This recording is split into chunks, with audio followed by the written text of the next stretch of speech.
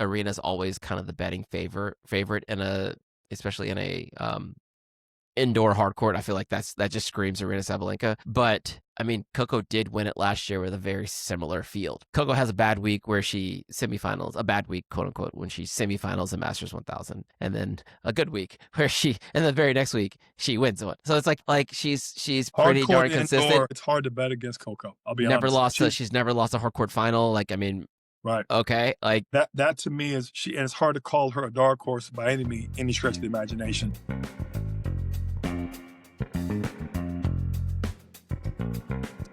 And welcome to another edition of the Best of Three podcast. I am Alvin.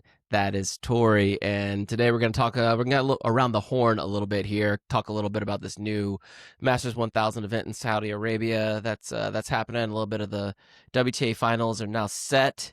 And then Frances Tiafoe is switching up his team as well. So before we get into that, just want to make sure to remind you guys, because I've been told I'm supposed to do this, make sure you subscribe, like, follow. It helps us do what we do. Okay, that's now past us. TH, how you doing? I'm good, brother. I'm good. Very good. Always good to see you and to be seen. I feel like we're at that time of the year where, no offense to the other slams, the other 1000s and whatnot, I feel like we're kind of getting to the business end of the end of the year. You know what I mean? And yeah, I feel like, at least on the WTA side, I feel like it's starting to really shape up nicely. And I'm looking forward to next week's tennis. Yeah, for sure. Yeah, so we kind of talked about it. Actually, we talked about the order of topics on the rundown today, but and we were gonna start with the ATP Masters event being announced, the new one popping up in Saudi Arabia. But actually, let's talk about WTA Finals instead. I'll just throw you a little curveball there. Even better. WTA Finals. I just talked it into existence, didn't I? You did. You did. It was. We were not going to do this, but we're going to do it. We're going to do it anyways. Now we're going to do it. So the WTA Finals top 8 is set, right? So your Grand Slam winners this year: Aryna Sabalenka, Coco Gauff, Iga, Madison Keys. Filled out by Jessica Pegula, Amanda Anisimova. Who else is on my list here? Pegula, Anisimova, Paolini, and then Elena Rybakina clawed her way into this event, right? She was not sitting in the 8th position. She was sitting in 9. Mira Andreeva had a slight lead on her in points, and then Mira was not able to get into Tokyo. Apparently she had a bit of a visa issue, couldn't get it resolved because she didn't think she needed to play it. But it turned out she would have benefited to have played it, and so it kind of gave Elena a little bit of a clear runway to play her way in. So she got to the semifinal of the event. That's what she needed to do from a point standpoint. Gets herself into the event, and I'm big on let's make these year-end championships matter. Right. But outside of them just mattering, like there's a lot of money involved on the women's side compared to the other events that they for the prize win of the other event. So like we're talking $335,000 just to show up, and then $350K a win in round robins, in the round robin rounds, and then $5 million to the winner ish, and 1.5 or 1.2 to the finalists. So like those are real numbers. Yeah, very, very real numbers. Big slams, and you're especially for the winner, and that's as it should be. That's the year-end championships. You've got it's the WTA Finals. It should be this much, and as far as I'm concerned, it is the quintessential wrap up of the year, and as so it shouldn't be less than any of the bigger slams. That makes sense to me. And like on the we often talk about equal prize money and parity amongst the two tours, and the Grand Slams themselves do pay equal prize money, and I think that's what gets the most attention, and probably rightly so. But there are a lot of other incentivizations that the women don't have on the WTA tour that the men do have, and then there's also some discrepancy in like prize money at the 500s and the 250s and whatnot. So I think it's like something like Dubai, right? Like I think Mira Andreeva won Dubai, right? $600,000 if she wins Dubai. That's a Masters 1000 event, right, for her. She shows up and wins one match. If she were able to get into this tournament, and then won one match, she wins more money for that than she does for winning a Masters event. For winning the whole thing, yeah, the whole thing, right? So it's a big deal, and there's a lot of talk about where the money flows in this game, and we do touch on it here a decent bit. But I wanted to, because this is my personal, like, I'm big on year-end championships. I didn't want to let it go, because there was a lot of conversation around like Rybakina going for it, and like she needs to. She could double her prize money on the year if she were to do well in this event. If she got to get in first. And on the tennis side, Rybakina is more dangerous, in my opinion, than Mira is at this point in her career. This would have been a great tournament for Mira to get into and play, get a lot of experience. She'll be dangerous over the next 3 years. She's dangerous now. She, in my opinion, isn't a threat to any of the other 7, maybe with the exception of Jasmine. But, and I haven't seen any of the current head-to-head, so I say that just off the top, off of playing style and matchups. But she's just not yet, in my opinion. She's still maturing. She's still developing. She's still really just growing into her game and what she is. She's still young. So Rybakina, on the other hand, is a bit of a lightning rod. She's a complete disruptor on many levels. And I feel like she has the ability to go into this tournament. She could knock off a couple of players in that round robin stage and then get some confidence and knock off somebody else. And really, not that it worked out, not that it was meant to be this way, but the way that it worked out, she really, in my opinion, has the better of the two, has a little better. I'm able to compete and perhaps take down one of these bigger names right now. And I think for the viewer and for the tennis, I'm glad it worked out the way that it did. Yeah, and especially with this being an indoor tournament, it's also happening in Saudi Arabia. So indoors in Riyadh, I believe. It's a big deal. Like it's a big deal. And she could, I feel like this is the Elena Rybakina story, right? Like I'm always, upping Rybakina around here. She's, I feel like she is somewhere 3rd, 4th, maybe 5th best player in the world on her day. But on her day, she's one of like 2 players that can take the racket out of Aryna Sabalenka's hands. And with Aryna being the kind of the measuring stick that we judge the rest of the tour against right now, like that's a big statement. Like she can put Aryna on her ass, and that's not something you can say about, much of anyone right now, except for maybe Anisimova on her on a good day. Yeah. So it's better for us as the consumer / tennis fan, for sure.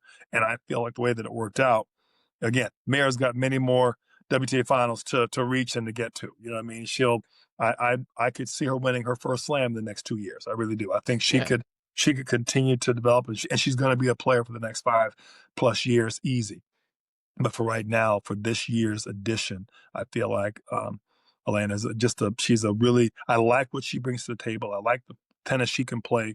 I like her indoors. And quite frankly, it's a disruption that the other 7 men I like her. They may not like her in that 8, but she, for the rest of us, it's very good to have her with that in that quarterfinal / group. Yeah. How do you mentioned the indoor aspect of it, and it's a slower indoor surface, which is like almost right up her alley. Medium pace. It's not slow, it's medium pace, but it's not like lightning fast or anything. What's your take on indoor tennis, like maybe from both sides? Like it exists on the tour, but it is the only surface that does not have a Grand Slam, attributed to it. And then from a fan standpoint, like a spectator standpoint, like I have my personal thoughts on going to indoor events, but what say you? I think that indoors is, to me, the best format, period, for tennis. I always have. Wimbledon, the grass is the most history. It's the longest standing. We get it. I understand it.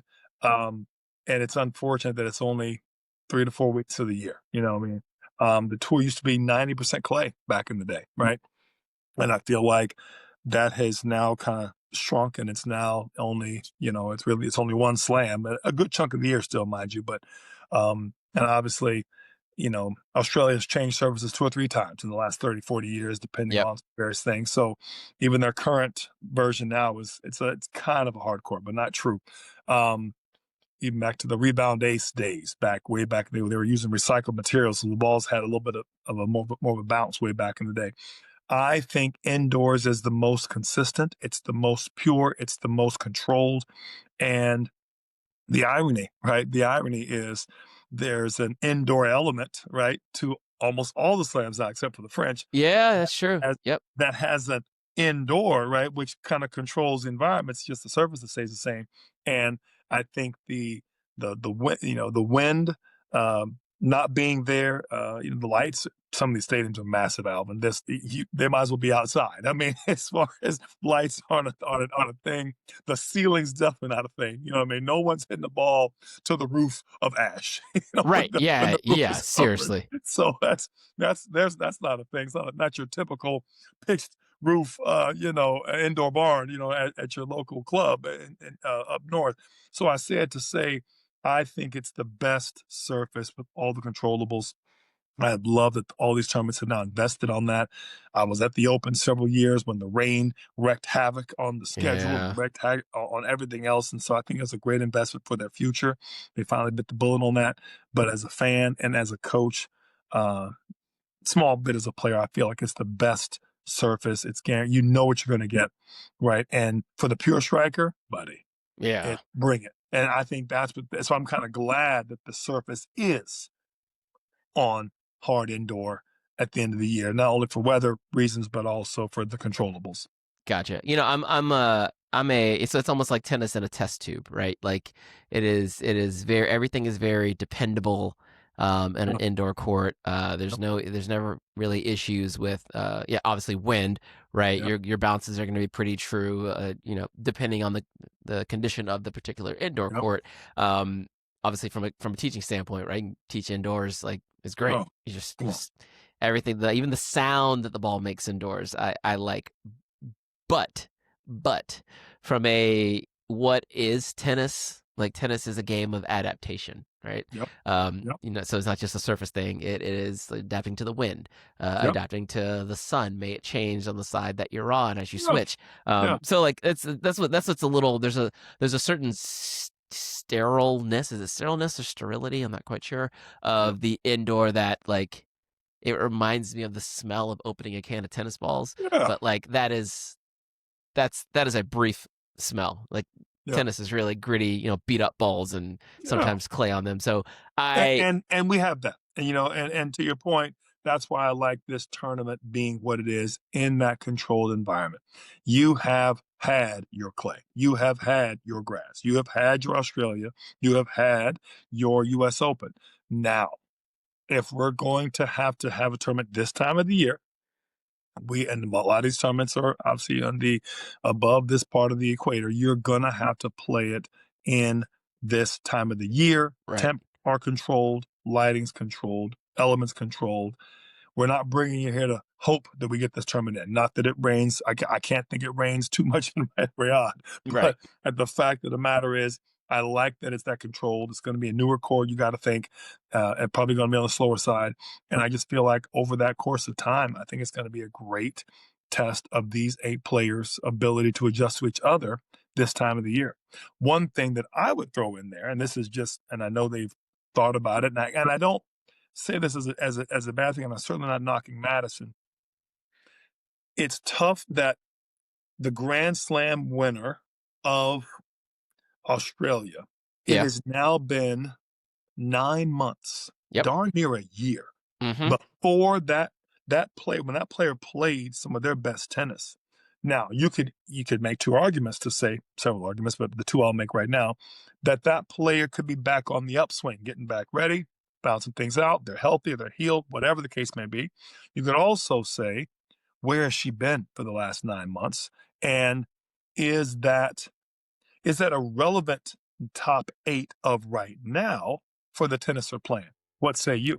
Yeah, I'm with you there. It's an interesting one because this happened last year as well. Like, if you get a Grand Slam winner that just kind of like pops, not necessarily out of nowhere, but out of nowhere, right? So Madison wins her first Grand Slam at the Australian Open this year. last year. Well deserved and Yeah. phenomenal play, and I'm still on cloud 9 for her. I just want to make sure I make that point. Yeah, and it's interesting. Like someone mentioned that, like I think Martina Navratilova wrote something recently and talking about how she was crying when Madison won that, and I was like, oh wow, I had the exact same reaction as well. So that's like that's kind of cool that everyone feels the same way about Madison. But for sure. But she's the example from this year. Last year, right. Barbora Krejcikova won Wimbledon, and then obviously automatically qualified in. You've had countless U.S. Open winners, Bianca Andreescu, Emma Raducanu, who have won that Grand Slam and then automatically qualified into the event. So I think it's nice that you get something for winning a slam. I think more times than not, you're still getting the best 8 players. If you can win a if you can win a Grand Slam in a season, like you deserve all the things. You deserve the spot. You deserve the rankings down, like points. The points rain down on you. You deserve the money. Take it all. Right. It all happens in this year. It's a big deal. But then like Madison's first on the chopping block of people who have to defend points next year as well. Right. So like it's the season's almost over. Like this tournament starts, I think on November 1st. By the 6th, it's done. Women shut it down, and then come back. We see them again in January, and it's effectively a fresh slate. So I don't have a problem with it, because usually it is justified. Like you don't have a lot of Grand Slam winners that, outside of the 2 examples I gave. Barbora is a second-time Grand Slam winner, so like she's not really, I'm not putting her in that group. And she had been a perennial top 10 for the last few years, but luckily for us, we don't get a lot of players to, get to the top 5 off of a Grand Slam win and then disappear. Right. Let's face it, in some years, Alvin, and you know this to be true, it's been the same person who's won 2 or more. So in certain points, you have to kind of come down the list a bit more. So my only thing is, that was all I was getting at, was that what's our feeling about that first slam? Is it, or does it have the potential, and I'm not saying it has in recent history, and certainly not saying that for Madison, does it have the potential of knocking out 2 or 3 players that are on their rise toward this part of the year because of the way they're taking points in the rolling year that it is? And I think that was more than my question. Madison just happens to be the person who won the slam the farthest out, which was why I brought her up. And probably probably a really good example for your question, because she hasn't had the best results, on the back end of this year. Like her results are actually very much so, even Australian Open standing, they're all pretty front loaded. She won the warm up event, won Australia, quarterfinal or semifinal Indian Wells, and then kind of had a typical Madison year since then, and a typical year doesn't get you into WTA Finals. So, yeah, it's an interesting one, but I think that my point, and I just want to make sure, is there anyone playing right now outside of these 8? Yep. Mira, we already talked about. We know she was right there. So similar both though. Like she's kind of tailed off towards the back of the. Her results are also front loaded from this season. Thank you. Yeah. So my point is, she was actually very similar. Is there, and I'm not sure, I haven't seen the list past number 9. Is there anybody? Vicky Nigbo. Is there who's the other young lady that had a strong year? Did some nice things. Who else are we missing? I guess is my point. That Mahova. Is there anybody else we're looking at that has had some pretty solid results that we're like, you know what, she could have been in had things have been a little different. She's playing better now. I don't know if there is that player. I'm sure maybe in past years there may have been. I don't think it has been the case. I'm only asking the question for academic purposes. It's hard to say. I mean, the next person out behind Mira would have been Katerina Alexandrova, and she's had a pretty good year, but like she's had let's say the poor woman's version of a pretty good year would be like the best version of that is Paolini. Like Paolini's had a pretty good year, but pretty good, like, the latter rounds of slams pretty good, like quarterfinals here or there. Like she's and she won a Masters 1000 event. I think the profile of the player who gets into this event it's pretty strong. Like everyone's either won a slam or final to slam or won a couple, like, or won a Masters 1000. Like, so that's like, you know, if you can't do all three, because I think like, you know, I don't think Coco won a Masters 1000. I think she did actually. Like the top three all won one of each one of those, right? Like Yep.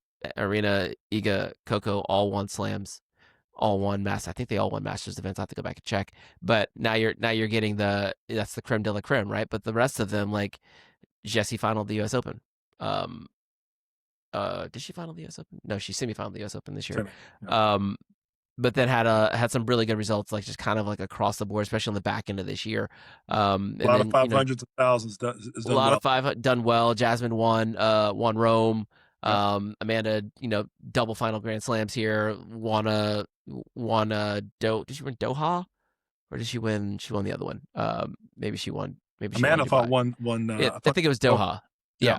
So like, we've got players who have done things, and Madison didn't win a 1000, but she did win the Grand Slam. Won a Grand Slam. So I feel like you got the right. I feel like you're going to end up with the right people. Is there a way? And I guess the way the points go, you'd almost have to get the right. The next four would have to be points wise up there. Yeah. It's more of a trivia conversation than it is anything else. I'm looking at players like Mahova. I'm looking at players like, Andreeva, who's always been hurt this part of the year, but had results. Players like, who's done well. Obviously, Bedosa's been hurt for a good chunk of the year and hasn't been her normal self. Even a player like, and I'll put it, the Claire Towson, who has had a pretty good. Emma Navarro. I'd be remiss if I didn't mention her. You got some players that are perennial, just outside or just inside the top 10, that have not had the year they've had in the past, that are there. And it was more academic to say, are we missing anybody from this year's list? I don't think so. I don't think so. No one, because no one's done anything. Like, even if you, let's say Madison is not in the top 8 and she didn't win the Australian Open, someone else would have won the Australian Open. Let's just assume it's one of the other Grand Slam winners so we're not bringing in somebody else into this conversation. Right. Let's just say that slam went to, she beat Aryna, so let's say Aryna won 2 this year. Okay, who gets in? Mira makes sense because she did win 2 Masters 1000s, right? So like that would have made sense. But Mira makes your 8. And to my point, as I said, it only is a bigger burden for Madison to carry going into the event. So like I said, it was more academic. My biggest thing I like for this tournament to feature is not just the people that won, but also it also kind of highlights how they play against each other on another surface, right? Let's say we all know Iga's pretty good on the clay. I think she's won half of her slams are on the clay, right? We all know that, Madison tends to be a pretty good hard court player. We know that on the grass, Amanda's played some pretty good tennis, right? She's pretty good and backed it up with a pretty good U.S. Open. So I say that to say, now having to play this on a neutral, if you will, if you can call hard court indoor neutral, it just brings up a different dynamic. And obviously, I think it aids.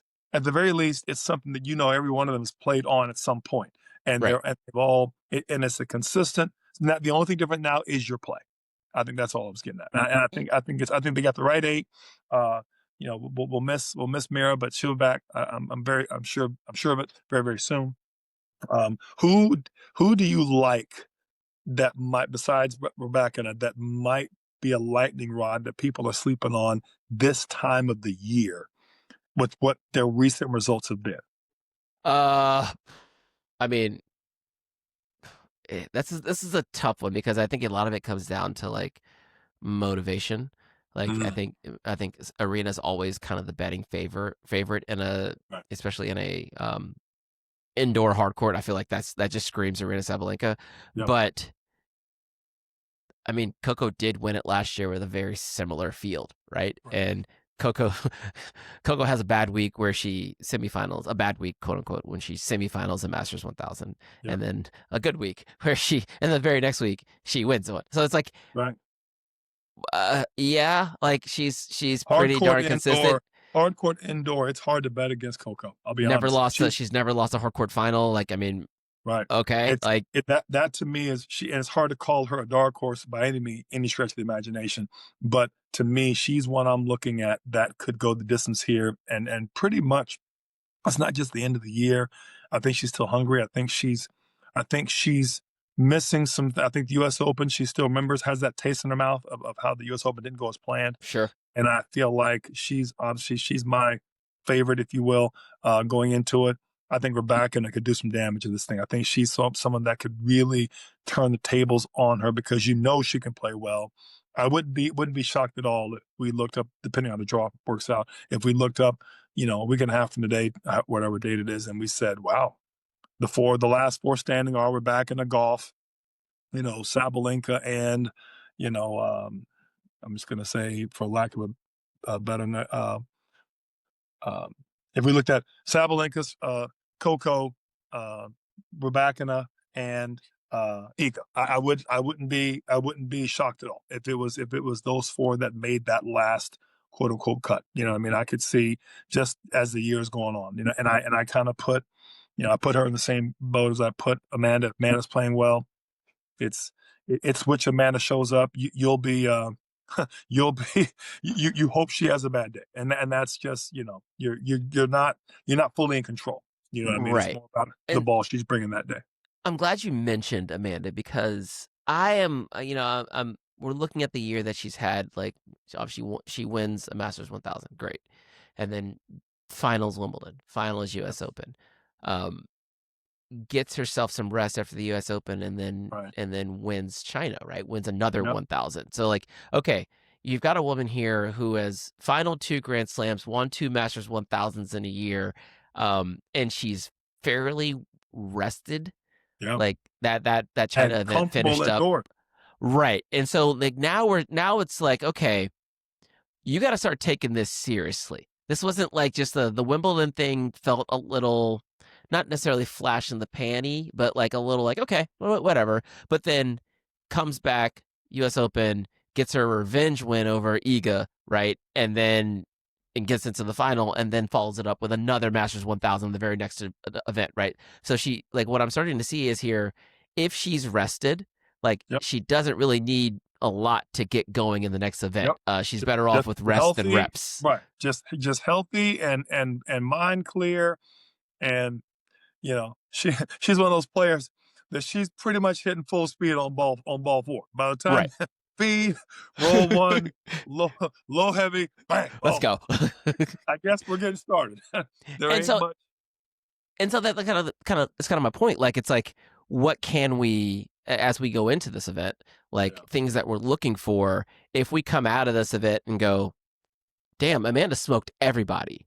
Is that a statement? Because like Coco won the event last year. Okay, whatever, and then goes to the Australian Open and gets like kind of taken apart by Badosa in a, with her standard issues, right? Yeah. Gets through those same issues, still wins the French Open. Yep.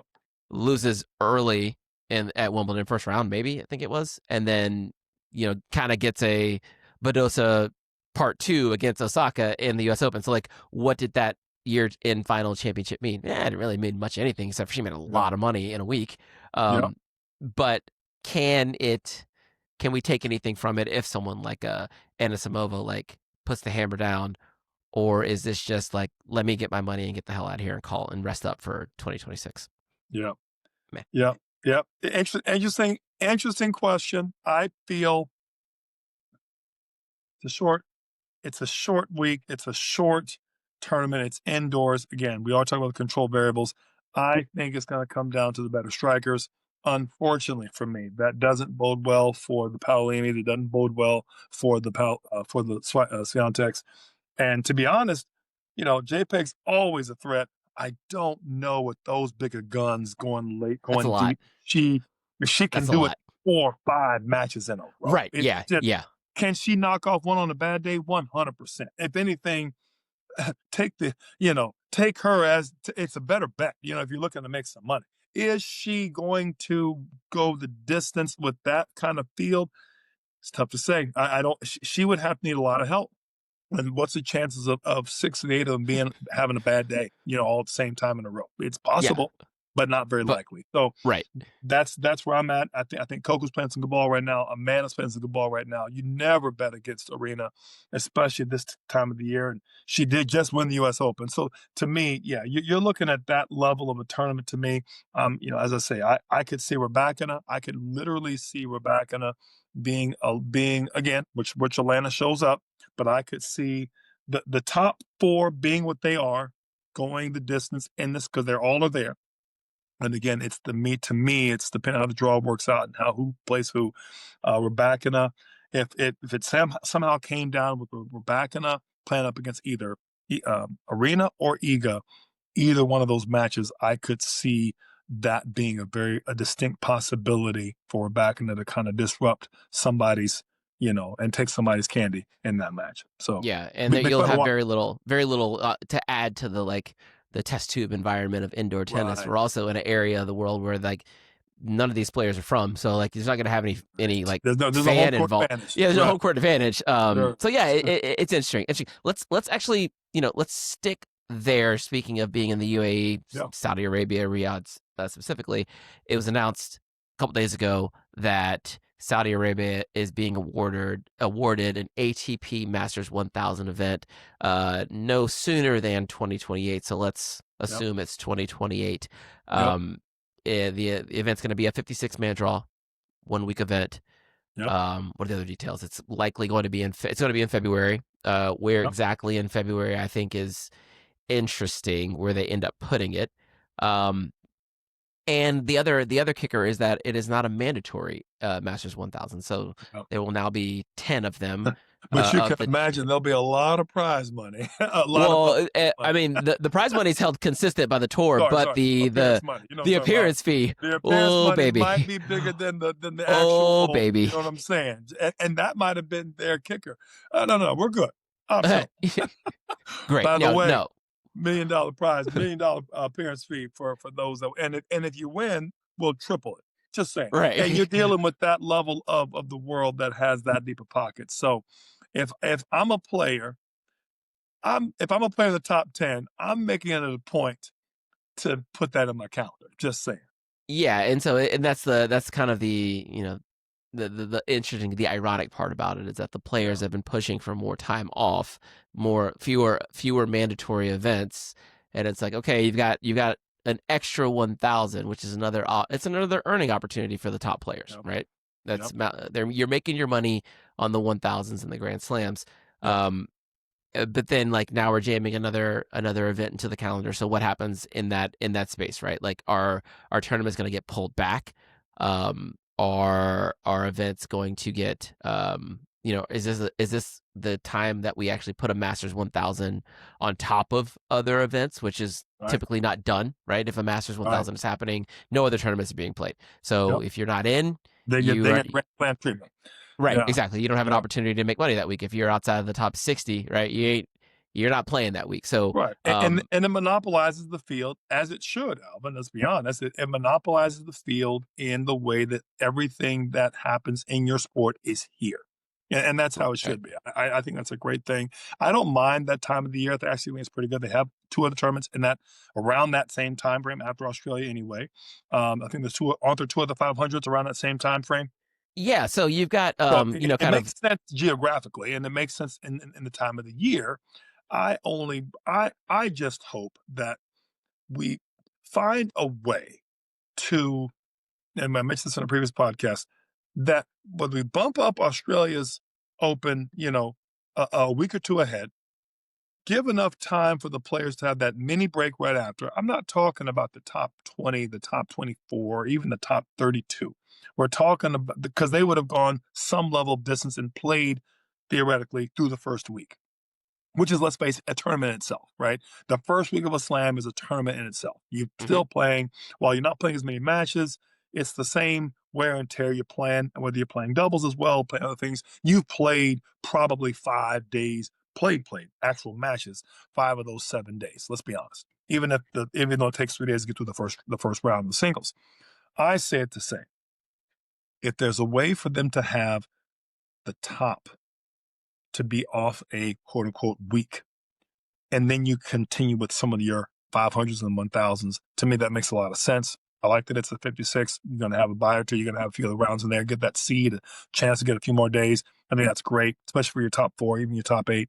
I'm just looking at it, Alvin, like this. All the tournaments should have some level of that, because what I took away from our conversation before, when we talk about the schedule's too busy, in whose mind, though, is the question. To who are we talking about? Right. For the top 4, you're exactly right. There's too many tournaments. For 5 through 16, it's just about right. You're not going to do great every week. And then for 17 through 32, they need those earning opportunities. Right. Yeah. And for 33 through 64, God bless it, put one every week, and just let us make some money and get a chance to catch one of these guys, catch them slipping a little bit. And for 66 through 128, buddy, we are thankful for a chance to make some money and trying to be relevant this year and be a little better than last year and be able to hopefully plan. I know what it's like to be in that 150 to 200 range with some players. You can't. Your whole year is based on hoping you get into that tournament, getting the points, and can schedule your next year and have some stability, have some knowns, and not knowing, well, if I get in, I go here. If not, I'll go here. Even plane tickets are tough to buy, not knowing your schedule, right? So it's tough for that player on the outside of that top 100 to really make his or her money, to be able to and not be buying tickets, a week or two before the cutoff date. So I understand all sides of this. Give the top seeds a day or two lead in, if you will. I think that block seeding type of draw format is really good for them. They have gone the distance in most cases in the previous tournament. They need it, they deserved it, they earned it. But I don't think the issue so much is the tournaments are too much and the schedule's too packed.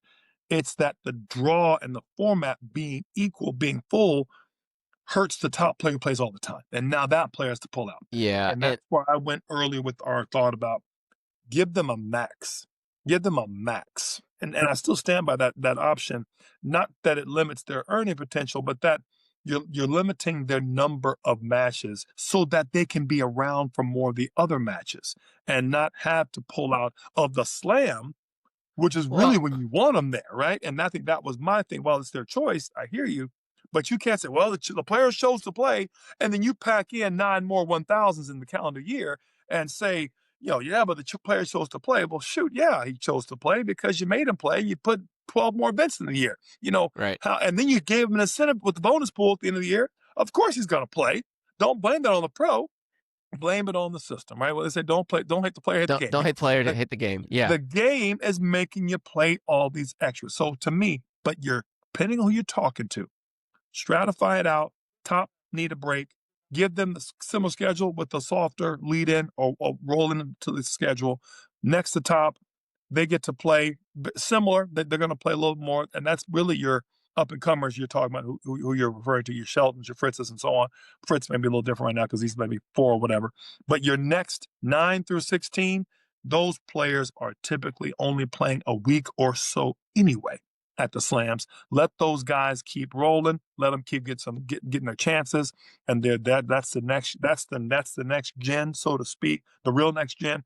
And then of course you've got that outside of that tier that they need the chance, they need the money, they need the tournament. So I feel like it's not going bad as long as you can adjust for the top. Well, I think the issue when you talk about adjusting for the top is like the needs. You had a lot of people, a lot of different entities involved here when you start talking about like just a tournament. What does it mean for a tournament to be successful, for an entity to get value out of a tournament, right? If you are the actual tournament, right, you want the best players playing at the end of that tournament. So you're selling through your tickets, you're selling through your advertising, like packed stadiums, selling food and beverage and merchandise, the whole deal, right? But you need those players, right? So again, you're looking at I thought we were going to get through this entire podcast without talking about them. You're looking at your Alcarazes and your Sinners. You want them in your event, right? Which is why outside of the Grand Slams and the 1000s, that's why tournaments like Rotterdam or where were they at recently? Maybe China. Like those 500s are like paying a lot of money for these guys to show up because they have to play I think they have to play 500s a year. And so, okay, if I'm going to play it, I'm going to play the ones that not only fit my schedule, but also pay me the most money. Okay, great. But now you've got your 1000s. Okay, of the 9 currently existing, you have to play 8, I believe, to be eligible for the challenge for the bonus pool. All right, Alcaraz misses 2 of them, and he's like, okay, I'm pulling out of Madrid because I need some rest. I'm a little banged up. Fine, I missed 1. And then we get towards the back end of the year, he pulls out of Shanghai as well. He's like, well, I'm not going back outside. I'm inside right now. So okay, I'm not going to be eligible for the bonus pool. Great way to take care of that bonus pool money is just pop over and play a little 6 King slam, right? Okay, all right, my on-court money is taken care of. But I think from a player standpoint, it's not really. From what I've heard, it's not necessarily the amount of the events, it's the increased days of the event. So when a Masters 1000 event goes from 1 week to 12 days, right? Yeah. Now they're there longer and they're out of rhythm. Like I think Center mentioned it, like, it's not we can play best out of 3. We're better off playing every day. It's not like best out of 3 is not hurting us. Shout outs to best out of 3, best of 3.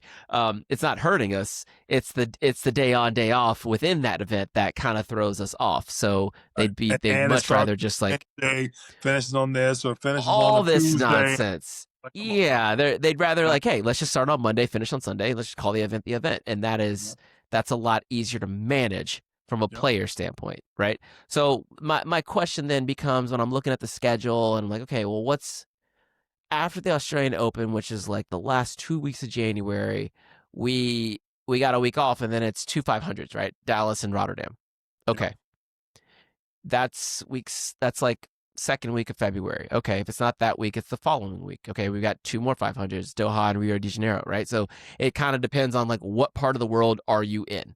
Right. Are you in your kind of Europe, which UAE is pretty close to Europe, or are you over in the Americas doing the Dallas indoors and then going down to down to Rio to play there? So like, and then even the week after that, you've got Acapulco and Dubai. So like again, you see the paths here that players are geographically playing in. Yep. So what happens when you stick a tournament anywhere in those 3 weeks? Who's getting screwed? Like which of these 500s is getting screwed? Which of these tracks of 500s is getting screwed? So I would have to guess, looking at the kind of, here are the 3 weeks, here are the locations. Are you going to screw Dallas, Rio and Acapulco, or are you going to screw Rotterdam and Doha and Dubai? And it's like, honestly, if you want the players to play, it almost feels like you're going to screw Rotterdam. Like, stick it right there. Yep. And then now you've got, okay, all your European players are going to be there, right? They go straight from Australia to the UAE, and then now start making their way, they're in the UAE for 2 weeks, like, or a month. That's the. You're going to put Riyadh there again. To my point, not Riyadh. We don't know where it's going to be. It's Saudi Arabia. It'll be in Riyadh. It'll probably be Riyadh, right? My point being, you also have to understand that Saudi Arabia and the Arab nations as a whole, pretty close to limitless funds. So you have to think that when you talk about screwing Rotterdam, they're going to put in some pretty sizable parents' monies, which is completely outside of the control of the WTA and ATP. So now Dallas, Acapulco, Rio, and so on will now have to, Rotterdam will have to pony up to compete with said players and the appearance monies that are being offered. So go ahead. I want you to go with your thought. Yeah, but like that's the problem though. Like, so okay, let's say they put it in the same week that Rotterdam exists, right? Yep. And so it's Dallas as a 500, Rotterdam as a 500, and then you've got this Riyadh as a Masters 1000. It's optional, right? So if you are Alcaraz, let's say Alcaraz and Sinner are probably both going to play it. They're going to get a lot of money thrown at them. Like now, it's like someone like a Ben Shelton who played Dallas last year, right? What do I do? Like now our good friend Peter Lebedev is like, okay, now all of my money. Now I have to really incentivize these players to come here as opposed to going there. I think that starts it's the LIV golf thing now all over again, isn't it? Yeah, and now I'm just saying, Alvin, and that you can't deal with. Let's be honest. That's part of the reason why there are not that many 250s left anymore, is because the Arab community wanted inside the tennis portion. They've already presented that disruption in golf and obviously doing it with Formula One and other sports. So they are doubling down on the whole tourism piece, knowing that these things are going to be great for their economies, great for their tourism, great for their hotels, and putting butts in beds and obviously putting butts in seats at restaurants. So it's going to only continue. And the fact that they have limitless funds will only incentivize the players to go there more. And if I'm a player like a Carlos or Yannick, and I know I just played the Six Kings, I'm probably cozying up to some of these guys with some money and probably got some relationships going on as well. I'm coming. I told you I'm coming. I'm coming. And now those players are already gone. Now, if I'm Ben Shelton, to answer your question, I have to realize what's good for me.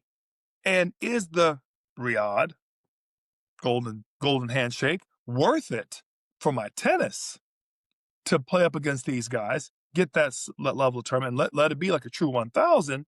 Or might I need the tournament win, the matches, and to be that big little player? And hey, by the way, Riyadh's paying X. If you can match, I'm coming, Dallas. And now at that point, the money's not even that big of a deal. Now I'm staying stateside. I'm supporting local businesses. And bottom line, I'm here. This is the NIL deal. And bottom line, I'm here. And I'm just saying, and it lets each one of those top guys be the top guy somewhere else. So to me, that becomes an individual decision with each guy, or deciding what's best for him or and his team, and what that player needs. Especially if I'm a player that just lost in the semi to one of these guys. If I'm looking at the points the way I should be, and this end of year tournament is kind of a big deal, that's also the way I can look at my whole year. Think about it. I wouldn't mind going to a tournament where I'm the favorite. Winning a tournament is never a bad idea, Albert. Never a bad idea. Right. So I guess it really ends up like where exactly, and we're pontificating here. We don't know the exact dates, right? And obviously we're in 2025 right now. We're talking so it's not two full seasons ahead. Like we're going to go through 2 full seasons before we even have to get a chance to work with this. But it also alters, it's not just that week, it's the following weeks, right? And I think that's kind of the pushback is like, okay, the players who would come over to the Americas and play play Dallas and then go play, Rio and then go play Acapulco. It's like, well, if I'm going to go, instead of going to Dallas and I'm not playing, instead of going to Dallas, I'm going to go to Riyadh. It's like, well, I'm still over here. I might as well go play Doha instead of Rio. And then I might as well go play Dubai instead of Acapulco, right? So that's the cascading, huge trickle down cascade effect, and it's a great move for the Arab countries en masse to create this bit of a disruption, because they're making this be so that we're going to make it real hard for you not to come here. You know right? What I mean? We're going to make it very hard for you not to come here, and we are going to simply outshine and the hospitality, I'm sure, is going to be phenomenal. You know what I mean? You're going to get red carpet treatment wherever you go. We're going to make it very difficult for you to say no. And I think isn't that the point? And that's going to put the pressure on these teams, on these tournaments that have had this little bit of nice, spot in the calendar to realize, hey, competition there's always competition. Even to get competition to show up at your door, there's competition. And I think that's what we're seeing right now. Yes, the Desert Storm swing is what maybe we're gonna call it that, but like it's gonna be an interesting. It's gonna make February really, really interesting, because like we kind of, we take a little bit of a beat there between Australian Open and Indian Wells, right? So February is the guys, everyone leaves Australia, and then kind of the Europeans kind of go the Europe UAE route usually, and then the Americans and South Americans take the Americas route, with some slight caveats. I know Carlos has played Rio before, and some players will come over to Acapulco just to get accustomed to, you got to come over here at some point before you go to Indian Wells. So it'll make that interesting. We'll also be talking about players that we don't even know about quite yet, right? Like maybe Lerner TN is in the top 10 at that point, and we're having a different conversation. But tennis always gives us better get a serve first. But you better get a serve first. Let's not do that right now, because I am so excited to talk about Lerner TN in our interview wrap up. Get out of my notebook. Get out of my notebook. Fair enough. I love him, by the way. I think he's absolutely awesome. I'm so looking forward to watching him next year. What's next? What's next on the docket? The last thing, and speaking of our year-end wrap-up show, if you're still with us, we last year we did it. We're gonna do it again this year. We're gonna talk about once we get past all the finals of the year-end finals and the Davis Cups and whatnot, we will do a proper year-end review, 2026 preview. And one player that I know that we end up talking a lot about, so I kind of want to talk about him now, and we can spare it later, is Frances Tiafoe. So Frances announced this week that he's letting his coaching staff go. So David Witt, he's been with him for about a year. He's out. Jordy, his road dog for the last 5 years, is out. And so I think it's a good time for us because we both have a decent amount of experience. Yours is a little more firsthand than mine, but Frances was like that guy in juniors when I was teaching a lot, and I see him at different events. And we've been with Frances now for 10 years on tour. Probably for some of us closer to 13 years of him being in our existence. Yep. And we're at a point right now where Frances started the year ranked about where he is now, about 29 in the world. He's 27 years old, will be 28 during the Australian Open. What are we doing? Where are we with Frances right now? Like, as we take a macro look of, okay, this guy has been on tour for 10 years. How do we feel based upon his results, based upon the expectations, or against maybe his potential? I think you mentioned 3 very distinct terms there. Expectations, potential, results. He's on the other side of his upside.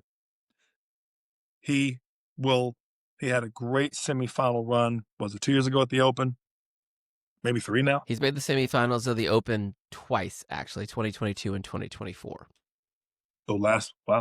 I don't see that repeating itself, in my opinion. He's had a wonderful career. I'm not speaking of him as past tense, but the fact that he's now 29 in the world and he was 7, 8 in the world, we were talking about this, Alvin, pre-Australia. I'm pretty sure he was, again, coming off that semifinal in 24, where he was, I want to say 6, 7, 8 was Fritz, he made top. And he Tommy got to, Paul, not mistaken. They were close. It was like, he got to 10. I think he got 10 was his high in 2023. Yeah, because he was maybe still rolling off those points. But my point is, they were fairly close. I could get the exact number wrong, but I think Fritz has moved up. And that's probably where I'm thinking about the number. But I'm pretty sure the 3 of them were all literally in stair-step order of where they were. And so for him to now be 29 and the upper 16 is not getting any weaker or younger, to me, that tells me that he's looking at the next 18 months to 2 years of really maximizing some tournaments. Not Novak yet in terms of maximizing, he's playing some of the big ones, but he's probably trying to retool team, game, body, maybe more fitness needs to stay healthy, maybe more things he can work on to, maybe to maximize some things he's doing pretty well, and maybe even a few tweaks to the schedule and to fitness to make sure he's playing his best tennis in those bigger events. Because, as we've always said, with one of the best of all time, Father Time is undefeated. So for a young man who's brought wonderful things to the tennis court and in my opinion, has overachieved in a lot of ways, I feel like this 10-year clock that he's now ran he's in the unfortunate stoppage time of his career. If he went past 30, I'd be, when I see 30, he could play as long as he wants to because he's hopefully in decent shape. But I don't think he's going to be the Stan Wawrinka, 41, 42, so up there trying to play some tournaments because he just wants to. I see Frances being a pretty good personality off court as well. He's done well for himself on the off court earnings. He's got a great personality. He's got a great following. I see him getting into some Hollywood, getting into some other ambassador roles and whatnot, using tennis as his stepping stone to the next piece for Frances. I don't see him doing that, and I see him doing a great example of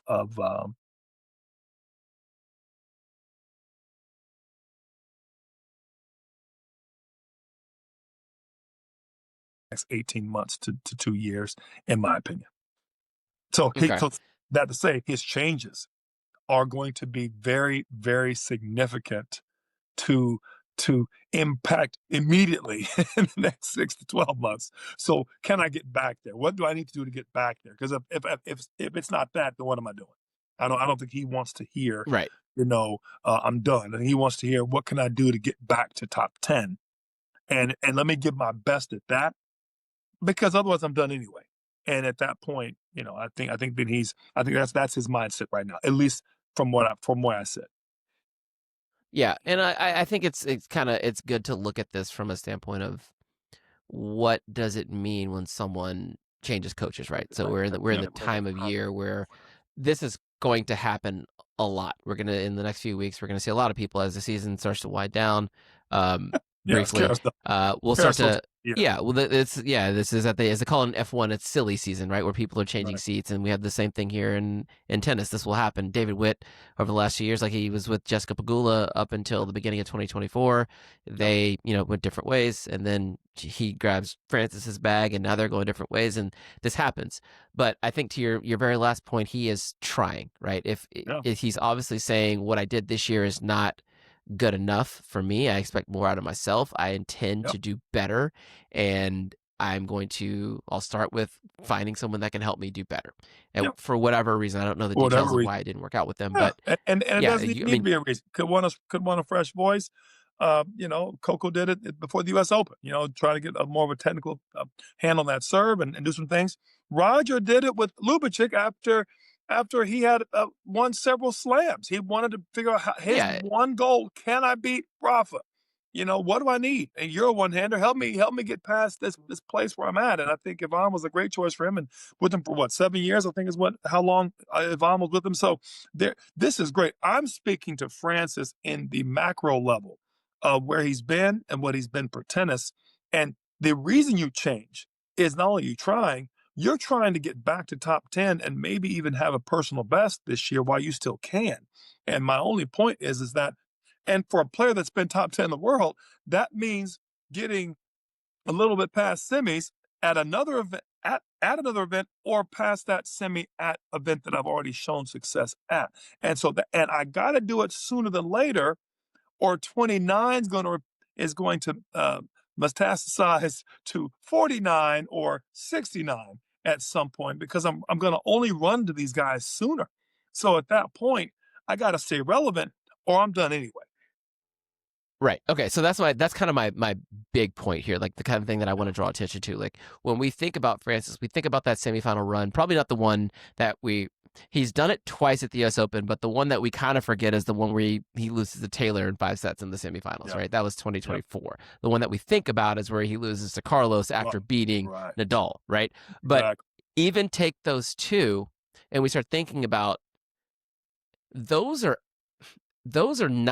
exceptions, not the rule. Frances has only made quarterfinals or better 4 times in his career, and those were 2 of them, right? So he's never won a Masters 1000. He's only finaled one semifinal, right? 2 quarterfinals. So when I give you that, the same thing we just talked about with the women, like what does it take to actually qualify for year-end championships and be top 8, right? Some of those women did that in a year, right? He's done that over 10. Maybe I don't really how I want to put this, but like he more so is a 30 in the world player than he is a 10 in the world player. When you look at his career, like I would agree he's somewhere in between, but I hear you, and I understand what you're trying to say. The point I'm getting at, and hence my term overachieved, it's always in the context, isn't it? Compared to top 100, he's phenomenal. Period. Compared to top 10, he's overachieved. And that's all I'm saying. Especially when you look at those level of results. your point is not only taken, I understood it even before you mentioned the number. Because I said to myself, he hadn't gone that deep that often, which is why time is of the essence to do it now. And I think he sees that. He sees he wants to push himself. He needs a fresh voice. He needs a fresh tactic. He needs somebody on the outside saying, you know what? If you maximize this and this more, you can take advantage of things you do well. And if we can show up this and this more, we can take care of these things. Get your fitness down, be healthy. You and I both saw it at the French. Alvin, he did not look healthy. He did not look strong. He looked beat up. He looked tired. I saw him in the first round match. He looked tired walking into that event. So that also to me speaks to scheduling. Is he playing the wrong events? There's a player who was top 10, Alvin, you and I both know well, and for North Carolina, that did so well at 250s and 500s that it almost cost him his success at Grand Slams. He still holds a record for the longest match, but I don't think he ever got past got to the second week of a slam, ever. And the guy was phenomenal. Great talent, great test. I don't think he ever got to a second week. And he won, I don't know how many titles at 250s and 500s. So at some point, he made his bread that way. He was good with it. He was, and quite frankly, I talked to him in a tournament. He says, "T, I'm playing with the house's money. I'm doing fine. I never thought I'd be here." So he was good with it. But I think Frances wants to maybe go a little deeper, and if he can, it needs to be soon. Not only is Father Time there, you talked about the 3-year window. I think it's closer to 5 for the men. He's been out there 10. There's no real on any radar. Is there a player comes back from 29 and reaches number 1? I mean, it just doesn't happen. So at some point, we're not even talking about Alcaraz and center being at the top right now. So he needs to figure out something fairly quickly, change up a few things, hit the fitness strong, give it a strong refresh for 2026.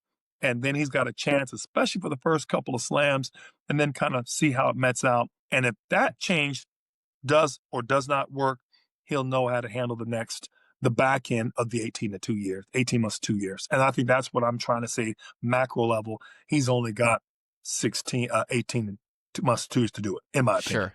Okay, fair. So 2 things. One, the aforementioned, the player that you were alluding to is John Isner, right? And when you were saying that, I was thinking, wait, is that real? Is that real? And as sure as it came to your mouth, he made 2 quarterfinals and 1 semifinal of a Grand Slam. That's it. Like a smattering of 4th round. So, depending on where you draw the line between first week and second week, but I think most people consider the second week to be the rounds that end in F, right? Yep. And only 3 times in his, very long career from 07 to 23. Like, so that's a 16 years. 16 years. Like 16 years, 16 by 4 is, a lot, 64. Yeah. To do it 3 times. This is what I'm saying. This is what I'm telling you. You know what I mean? And this is what I'm saying. Yeah. But my second point though was about Frances. Like when we start talking about peak, and you earlier referenced Wawrinka, you don't think he's going to be staying around for another 10 years, like right. Stan playing to 40. I agree. I also don't think he's going to be able to, because his unique gifts are around his movement and his craft, and those are things. Gritty play, physicality of play. Right. Yeah, that player doesn't usually play that long. Yeah, he doesn't. You need firepower to be able to make up for for those other 2 things deteriorating. Craft gets a lot harder when you can't get to as many balls. Right? You need to have your feet underneath you. Right. And obviously speed's kind of one of the first thing that goes. And then if you don't have an easy way to get in and out of service games, to win, shorten the points and win points easily, which is not Frances' forte. I do see the other side of 30 being more difficult for him than a bigger player. So yeah, that's I don't like to make light of, like, when you say, like, when someone's done, it's like, well, done means a couple different things in the within context. Like, are we done seeing them compete for the second week Grand Slams? Are we done seeing them on tour? Those are different things, but the 2 can become 1 pretty quickly. Don't do well the first week. You ain't well in the second week, period. Right. But I also want to bring a little context to Frances, because I remember being at a really cool coaches conference. I still say to this day one of my favorite coaches conferences that I went to. when Martin Blackman had become the new head of player development some years ago, he had a women's coaches conference, he had an Asian American coaches conference, he had an African American coaches conference. He wanted to get more coaches to get more of those segments into the game, and he wanted to speak to those coaches that were obviously homogenous, if you will, to that sector of the game. I remember us all talking about Frances specifically for the better part of an hour. And I remember thinking, I made the comment to a few players at the time, a few other coaches, I should say, that I said, guys, I got to tell you, 15 years ago, this is about that time that it happened, there was a player that my player played doubles with and was going to play in that tournament with. And all I kept talking about was how suspect the forehand was. Didn't have a third. Volleys were just, ugh. In fact, got my player tagged a couple times at the net when they played doubles, and they reached the semis of doubles at the Australian. She's not a bad player. And I remember this player telling me that was his last junior tournament. He's going to start playing pros. And I'm like, oh, this guy, playing pros? Are you for real? Your game ain't ready. You ain't ready? What are you talking about? I couldn't have foreseen what Novak Djokovic was going to do over the next 20 years. And I've mentioned this story to you a few times.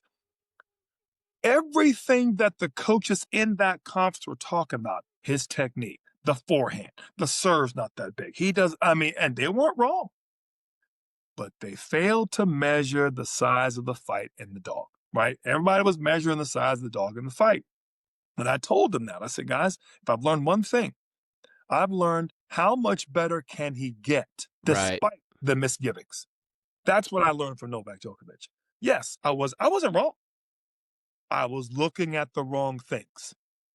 If I had to look at where he was then, I would still say what I'd say right now. But 20 years later, you know what I say? But what am I missing? What makes him good? Good is not his backhand. Good is not his stroke. Good is how he fights, how he competes, how he adjusts.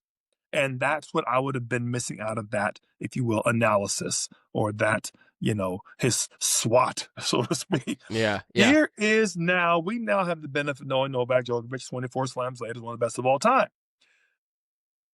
Frances is a lesser Novak in the sense that he's done great with what he's done. I don't put him in that Grand Slam category. Obviously, he hasn't won a Grand Slam, but I put him in that overachieved. What we looked at then, we forgot how much he would compete. We forgot how much of a competitor that he was and was going to be. I don't see that changing now. And to your point, Novak has still found a way to be relevant even right now. That's why even now we cautiously kind of hint at his retirement. But really, only Novak can decide that when he's ready to stop competing. Right. And I feel Frances is very much the same way. And I've used him in the context of Novak in that sense. Both are hyper competitive. And they will say when they're done, not necessarily you or I, but I say that also to say Father Time is undefeated. And so tick tock, that clock is running. So he doesn't have the benefit of time to figure this out very quickly. I applaud his effort to change coaches. I applaud any player's effort to see something different and to get that part of the game. I just want to make sure people realize how far he's come. And with the given skill set that he has had a phenomenal career. If he chooses to call it a day tomorrow, he's had a great career. Yep. If he chooses to go even further and thinks he can go, I'd be concerned. I'd be concerned if I was a guy in that upper side of 28 to 11 who he thinks he can still beat. And that includes a couple of our current Americans who are top 10. He thinks he can still beat those players. And he's not wrong.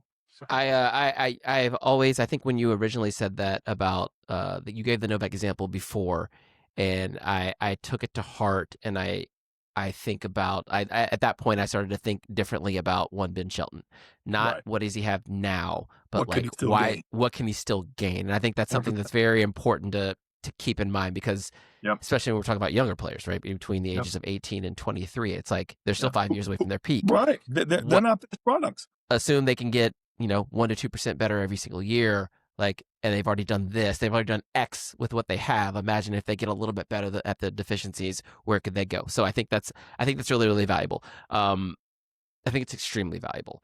And I don't think I had another point. I think I think we're pretty tapped out for today. But here is a little something surprising. If you are watching this on YouTube, after this little break, you're gonna get our top 5 of the WTA All Century team.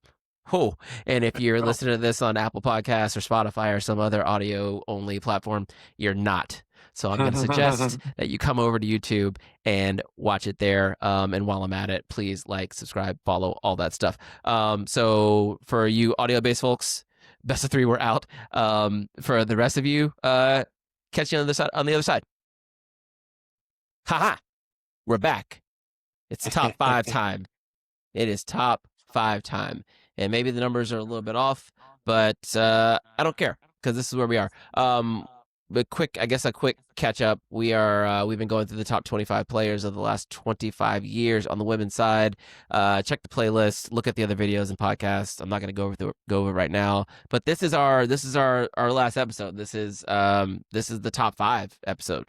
And we've gone from 25 all the way up through 6, and now we're at number 5, kinda.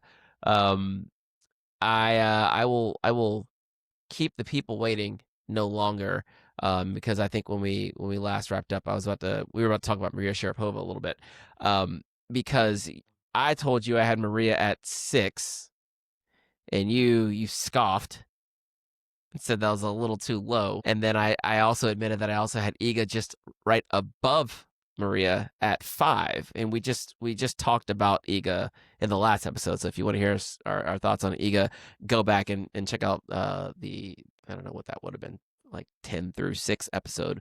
But Maria, let me pose this question to you, Tori. Why do you feel like 6 is too low for Maria Sharapova? That's because I had her at 5. So. Jesus. Okay. I do think you had Hingis way too high. That I will say. Okay. I don't need to go back to the Hingis situation. It's. You said it. It's done. I'm with you. Okay. Actually, I think the Hingis lens is a good one through which to look at Maria Sharapova, because I think the knock on Sharapova. Well, let's talk about the upside of like why is she this high in both of our lists? Like when you win 5 Grand Slams and you final 5 more, and you do that over the course of first Grand Slam win was in 2004, last Grand Slam win was in 2014, right? That's a career of winning. I like that. I like the way you said that, Alvin. That whole 10-year thing to me is a great thing, and I think that when you look at the body of work spanning that long, again, I'm a big fan. And 5 finals. You can't through the meat of Venus and Serena's era, right, in addition to. So to me, it's hard not to knock that body of work. And again, I can't say enough about Maria Sharapova. I think she recently got inducted to the Hall of Fame. Yep. Much deserved. Absolutely. What took him so long is all I would say. One of my favorite stories is a funny one, but it's just so the listeners may not have seen Maria play before. The old, well, it's still Ash, but the stadium, I'm walking at the back stairs going up to the cafeteria area one year. And we're on the steps, right? And I see Maria ahead of me, and she's obviously taller than most. And Alvin, she gets to the top floor, walking into the main cafeteria area, and I get to the top step, Alvin, and I'm looking up like there must be another step here somewhere, because Maria is still my height right now. And I'm like, I'm 6'6", Alvin, as you know, and I'm looking up like, why does she look like she's almost my height? I saw an article I forget what, it might have been USA Today or something, and there was Billie Jean King and all these other formers. I think they're putting her star somewhere, and Sharapova was there. And guess who was to her left? Magic Johnson, who's 6'9". Right. Yeah. When I tell you that they weren't that far apart in age, I think she's a full-on 6'3". I don't know what the tape says, but a woman's 6'3" is about 6'5". Most guys say they're 6'5". They're probably 6'3.5", maybe 6'4", fudging it a little extra above with the shoe height. I think women tend to come down an inch or two because they don't want to be as tall. Alvin, she's Venus too, by the way. They are some of the tallest women I have seen in my life. And Lisa Leslie's another one. I mean, when I say tall, I mean just like, wow, like that is a tall woman. And when you see her strike a tennis ball, look as effortless as she does, was I not only was a huge Maria fan, I was as much a fan as at her comeback, because she did a lot of her work when she was 17, 18 and kind of came on the scene. Right. And then she had, as you say, a return to form, which to me always says a lot about you as a player. Because when you now not only extended for that decade, as you mentioned, but are also relevant in the middle, and then found a way to come back and win, you can't say enough about that. Yeah, I think that's the big takeaway, right? So like she hits the scene at what is it, 16, 17 years old, wins Wimbledon in 04, and then a smattering of semifinals and Grand Slams between 05 and 06, like literally like 5 of them. Wins the US Open in 2006, finals Australian Open on the next slam in 07, and then also wins Australian Open in 2008. So that 4-year run, like she was getting it done, and this is also while Serena and Venus are actively like more or less dominating the tour, but in between that dominance, you would say Maria was right there. And I think that's also part of it's also part of the detraction though. Like when you talk about, winning 5, losing 5, and having roughly 20 weeks at number 1, it's the 20 weeks at number 1 for me that kind of like, that is not just about those other players, it's also about you as well. You're not them, right? So that's like she was a number 3 kind of back there. I think Justine Innen was probably still like contending for Grand Slams around that time as well, maybe late maybe in 2005, 2006. But another thing that people, sometimes forget, she did go away, right, for a bit. She had some downtime, she had some health issues, and then in 2011 was able to come back and then start, she made 4 more Grand Slams and Grand Slam finals between 2011 2015, and then also won 2 more Grand Slams and career Grand Slam. She's got the career Grand Slam. Like that's like how many players have won the career Grand Slam during that same era? Again, I can't say enough about her. It's yeah, and I'll also echo your Maria Sharapova is tall as hell. Like I ran into her. This would have been like Eddie Herr 2013. We were down at Bollettieri's, and Eddie Herr's at IMG. Yeah. I'm back there on the indoor courts. I've told this story before in this podcast, but I'll tell it again. I'm on the indoor courts, hitting with one of my players before one of her matches, and Maria's like on the backside trying to like cut like on the backside of the campus, outside of view of everyone at the tournament. Just she gets done hitting and she goes down the backside and she's leaving, and we wrap up at the same time. My player wants to get a picture with her, so we go and meet her and kind of run into her, and we get the picture. I'm taking the picture, and I'm like, I don't get starstruck very often, but like I'm standing kind of next to her, and I was like, not only is she tall, like she was strong, like she was like just like looked like an athlete's athlete, and I was like, wow, that's the truth right there. And just kind of a breathtaking athlete when you see like someone who's doing at the highest level. Sure. Easy on the eyes too, and more than you would think when you get right next to a lot of some people in the limelight can be very made up, and Sharapova looked as good coming off of a third set as that was not too much makeup. Is all I will say, and especially being as tall as she was, very regal. I just feel I can't say enough about her. I thought she was a great player. She was a phenomenal foil for Serena for all those years. And I really feel like that rivalry really helped propel tennis to the level it's at. All the players that played in that era, in that early 2000s era, to me had really helped propel tennis to what it is. And the fact that he was that relevant during that whole time frame, I mean, just really helped push the game to what it is right now. A lot of the players now should be thankful for I'm going to say the path that they helped pave. And even less so the rivalry on the court in terms of like it being an even rivalry. It was more of a it kept women's tennis relevant. It made it matter and brought people in for whatever reason. Right. Obviously, Serena's dominance, her profile as an athlete, Yep. all the things we said about Maria, like it brought people to the sport. Yep. And that's like probably even past the quality of the tennis, like having people watch that high quality tennis probably matters even more. Like, Yep. if a tree falls in the woods and no one's there to hear it. There Yep. you go. There you go. All right, let's keep trekking. This is where it's gonna get good. I can't believe you had Martina that low. Okay, number 4. Who you got? I'm gonna say with a caveat right now. First of all, the player is Justine Henin. Okay. That's number 1. Let me say this. Justine was a phenomenal player. As I said this about all the players at this point in time. The antithesis of Sharapova in terms of stature, I don't think she was 5'4". I think she was closer to 5'2.5", almost 5'3". With a 1-y. Yeah, with a 1-y, with a nasty 1-y at that. And had some of the best footwork. I think Fed had pretty good footwork. Always was on balance, played some of the best shot making we've seen, and certainly the smoothest. She had better footwork than Fed. The way she covered the court, I stand by my statement. I've watched them both side by side. I'm seeing now, and I so played Fed.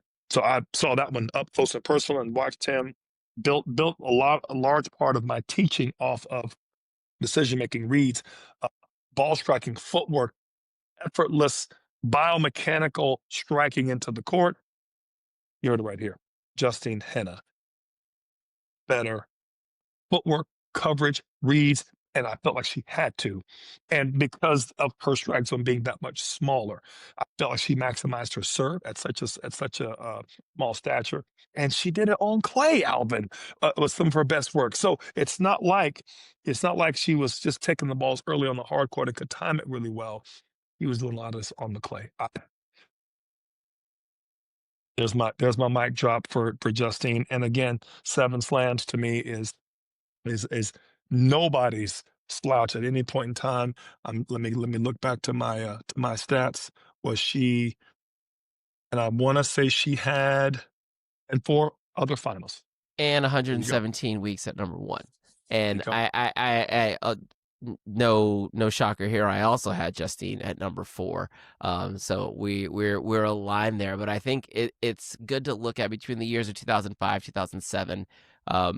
I mean, her prime was 03 to 07, right? She won, all of her slams in that period, and also tacked on 3 more Grand Slam finals. But specifically between 05 and 07, she won 4 Grand Slams. You know who else won Grand Slams during 05 and 07?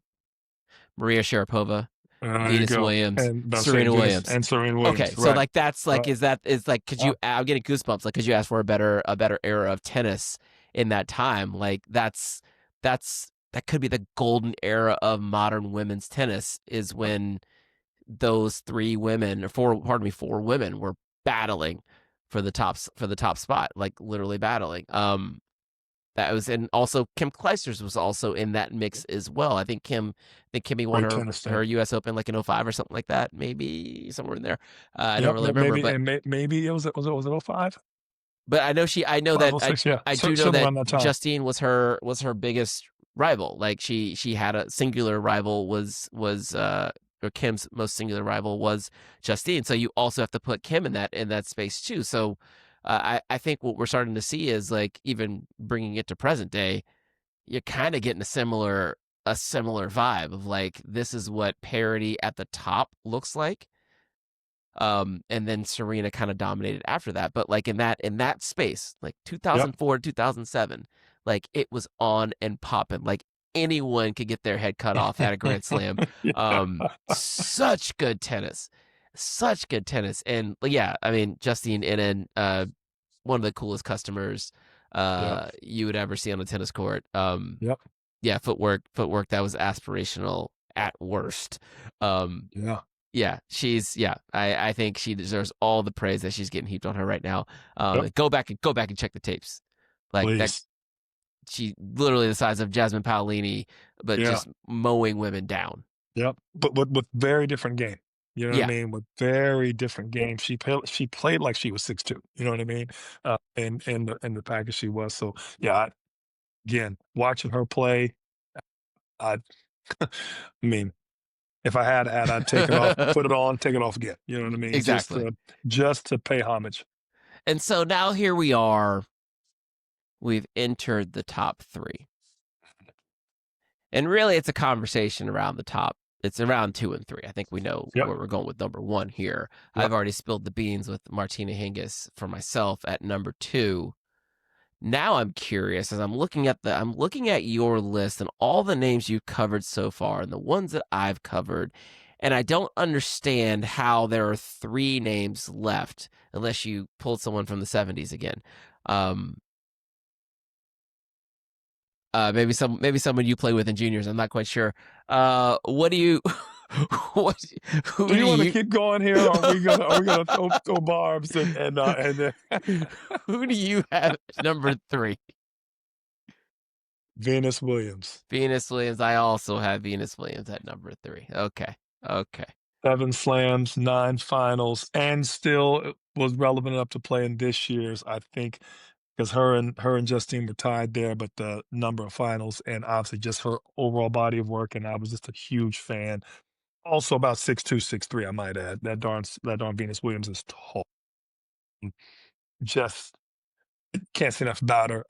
We talked about her before on this podcast, specifically about just her relevance, and she was able to continue being relevant even at 40 plus years old. And I felt like that was, that just showed you how good she was back then. That was almost 20 years ago. So I feel like, yeah, I'm sure you had the number of weeks at number 1. I honestly feel like she doesn't, and she may. I don't think she gets some of the credit she deserves for being the inspiration and the lead of the Williams sisters. I think that her front running, she pushed Serena to be as dominant as she was. And I can't even speak enough on their doubles dominance together, which is a whole nother talk show, which you can't even add to this conversation, but it is. But I absolutely love Venus Williams. Love what she meant for tennis. Love what she's done for tennis. You can't say Williams without saying sisters because of her. And I just feel like she is every bit the champion and deserves every bit the credit that she gets from that. And I'll be honest, Alvin, there hasn't been 2 other African American players in any sport that have had the dominance those 2 had, and you have to split some of that evenly in their impact with Venus and Serena in terms of off the court, because both of them proved that it wasn't a fluke. You got to give Serena her own due, 100%, but Venus 100% deserves her own time in the spotlight. I agree, and I don't have much to add there except for when we look at, reasons why. And I might be second guessing it a little bit, but I'm gonna stand 10 toes on this one. Why I have her at 3 and not 2. And I thought about this one a good bit. It was the lack of weeks at number 1, right? 11 weeks at number 1, right? She didn't, but in the same way that probably I talked about, dethroned by her sister, you know right? what I mean? And I think that's the biggest thing you can't, like, Yeah. obviously we talk about them as a pair, but a lot of Venus's career is seen through the prism and defined by Serena, and like Yep. almost the same could be said, like I said earlier about Maria Sharapova, but even to the nth degree. I present you this. Venus, yes, lost 9 Grand Slam finals. How many of those weren't to Serena? 2. She lost to Serena 7 times in Grand Slam finals. That, I mean, you're not, you can't say that her dominance was not directly impeded by her own sister, considering she had, 2000, 2001, she won 4 Grand Slams in 2 years. And then her very next 3 finals, she made 3 finals in 2002, lost to her sister in each one of them, made 2 finals in 2003, lost to Serena in both of them, right? So, like, that is a hard stop. Yeah. That's a hard stop. Yep. from a standpoint of dominance. Like she ended up going, she made 3 more finals. You know, she did win 3 more Wimbledons after that, made 3 more Grand Slam finals after that, and again lost 2 of them to Serena. But yeah, it's not that you necessarily want to look at them as a pair, but you cannot separate them. Yeah, honestly, you definitely cannot talk about Venus without talking about the impact that Serena's, ascendance had on her ability to reach and stay at the very top of the women's game. When she wasn't the best player in the world, she was the second best player in the world. Right. And with that confidence of climbing her own mountain of beating her sister, that I can beat anybody else. You know what I mean? If I can beat her, I can beat anybody else. And she did. And she did repeatedly for a real long time. For a real long time. Okay. All right. I'm ready. TH. Give me your number 2. Monica Seles. 10 Grand Slams. Retired in 2003. The exercise was 2000 on. Yep. Okay, go ahead. Go on with your Seles, because I feel like while I didn't include Monica Seles on this list at all, I did so. Her exclusion was not an oversight on my part. It was in principle. In principle to the bulk of her slams in the 90s. And I, too, just could not, in good faith, not include. She was still playing at that time. And to your point about the 10 years, Alvin, if anybody was relevant for 10 plus years and had 10 slams to back it up, again, through that nascent period, through the Davenports and the early Venus and Serena years. Capriati was in that same era as well. I'm just going to say it. I felt Monica Seles had to be included for that reason. 10 slams, a few medals along the way. Had to do it. Oh, okay. Okay. And this is not a knock on Monica Seles. Monica Seles is probably my favorite female tennis player growing up. I believe we're about the same age, actually. Give or take, but it's pretty close.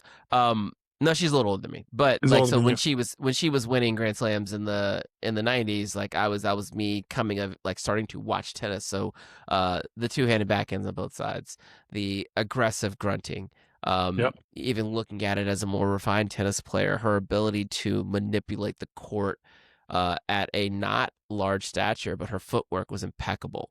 Her ability to take the ball on the rise was second to none.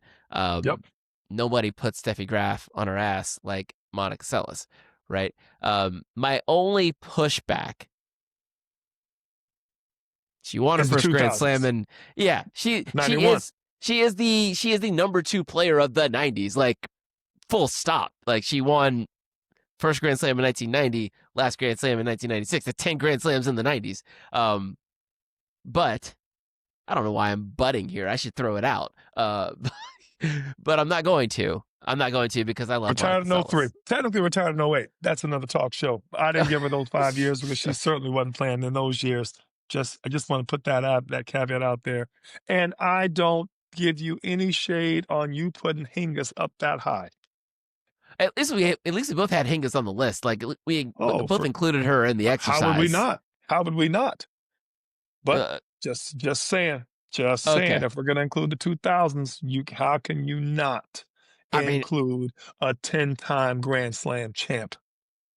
I have my reasons. I have my very, very, I think very valid reasons. But I'm with you. And as you put Hingis up over Venus, I mean, I should come down to Atlanta right now and get and borrow somebody's paddle from Morehouse and just work you up one side and down the other, just on principle. Should have never gave you a podcast.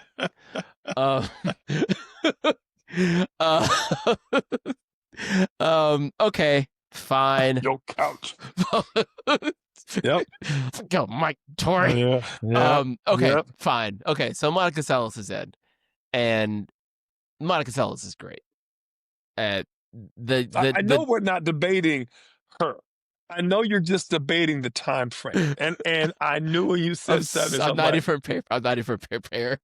I'm not even prepared right now to handle this but one. I know you're not going to knock her as Right. the player. You're gonna Absolutely dither on the time frame and interpretation, and that you may. Let me tell you one small story I saw at Wimbledon one year when I was there in '04. It had rained about, I don't know, as it always does, in London, about 3-4 days off and on. Alvin, I saw something that I have never seen a pro tennis player, any tennis player, do.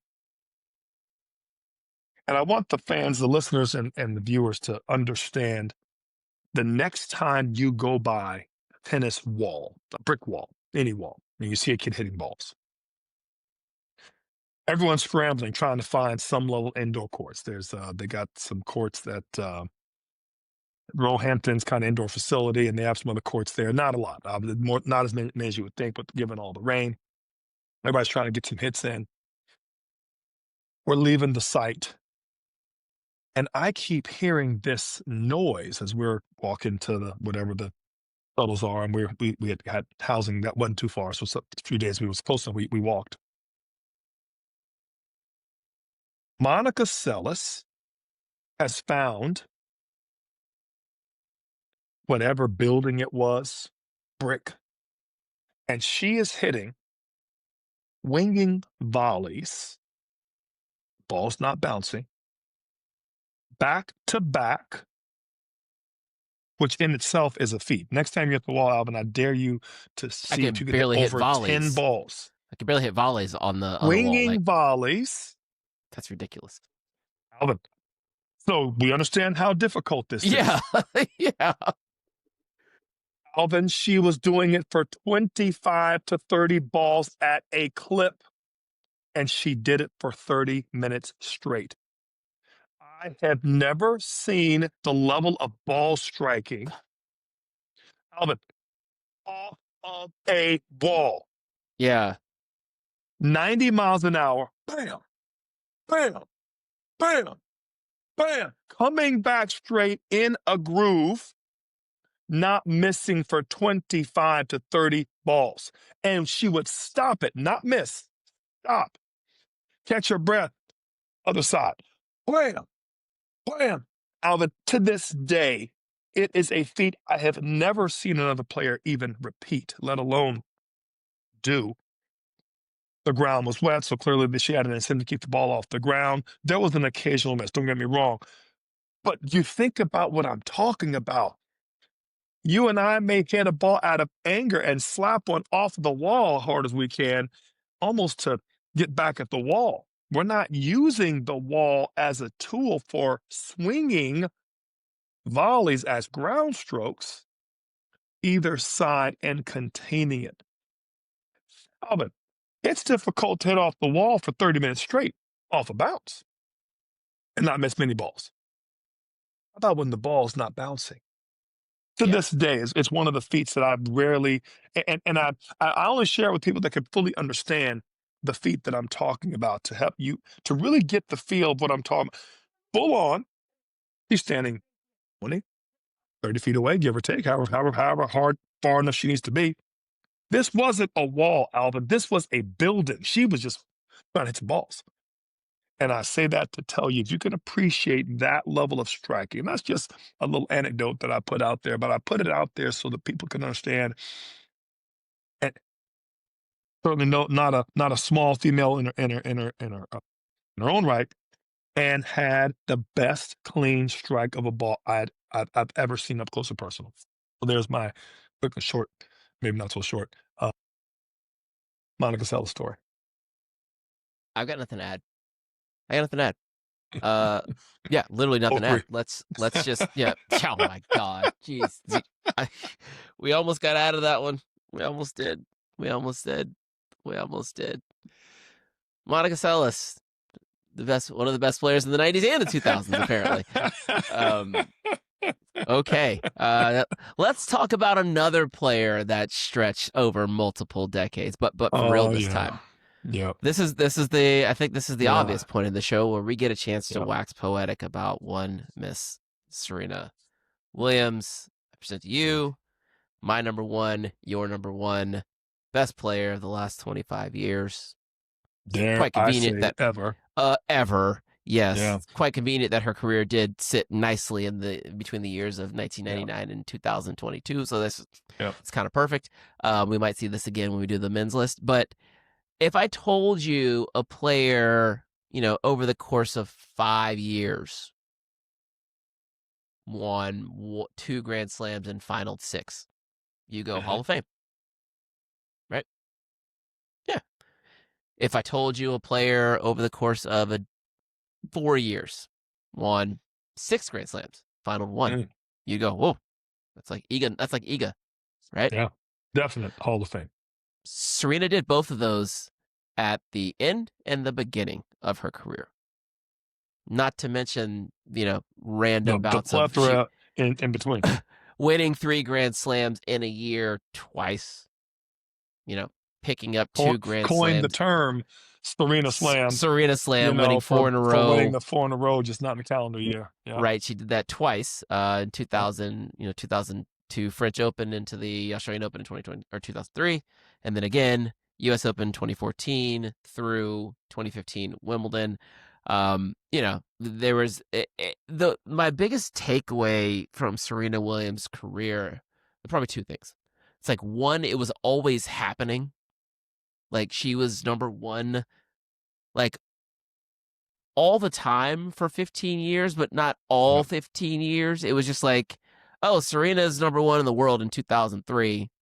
And then, I was in college and I was doing other things. And then, okay, well, she's not playing much anymore. Is she retiring early? And then she pops off and wins 6 more Grand Slams between 2007 and 2010. And then she has a down year. And then 12 to 14, she pops off and wins another 5 Grand Slams. And then 15, she wins 3. Like, it's like, it was just always happening. And it's wild to think that she literally put together, I think, legitimately, 4 unique Grand Slam, 4 unique Hall of Fame careers in one career. Yep. It's wild. Her only comp is like, it's Novak. It's Novak. Like, it's what the two of them have managed to do in the last 25 years. I still need more space from it to really appreciate. This shit's wild, T. It's wild. And 14 Grand Slam doubles. Just put on that. Oh, yeah, that part. That part. Just put that out there. At all 4 slams as well. I think she won at least 2 on all the slams. Obviously, a few more at Wembley and a few more at Australia, but at least 2 slams and doubles on all 4. Just to add, as if we needed to add anything more. It's silly. It's silly. Like, it's silly, the level of dominance over time. It's silly that there's ever, I don't think that there's actually ever an argument, like when you say the greatest women's tennis player of all time. I imagine 99 times out of 100, someone's going to say it's Serena. I have her as the greatest female athlete of all time. I hold no punches when it comes to celebrating this woman.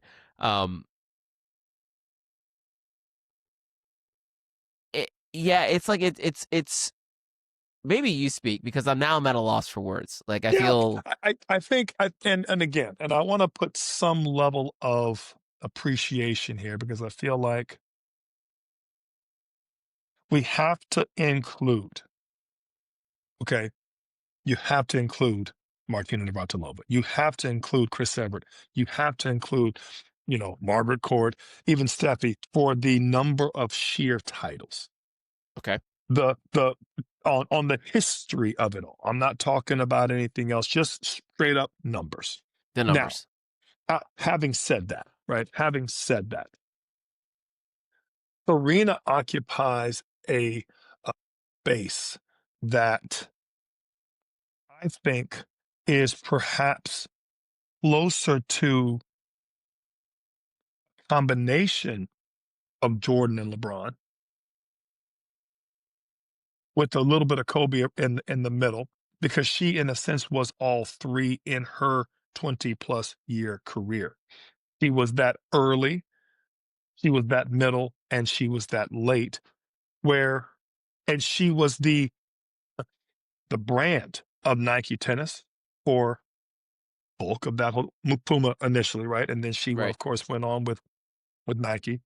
She helped the women's tour take off to levels that. She helped the U.S. Open keep the lights on, as far as I'm concerned, for easy 10 to 15 of those years.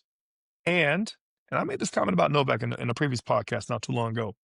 And she stayed in tennis until tennis was good to move on. I feel like she actually did tennis a favor by staying on as long as she did. She didn't leave too big of a drop off until Naomi was able to take that crown from her at that time. I think she felt like, okay, it's time. Up until now, you all haven't been able to take it from me. And now you are. And I'll be honest, Alvin, I look at Novak through the lens of Serena because of having seen her career from that whole span, obviously, and seen Novak as well. And I hope, and this is just another side point, that he has the same classy finish that she had. Do I feel she could have retired sooner, a year or two for sure? But do I feel like she was still relevant? 1000%.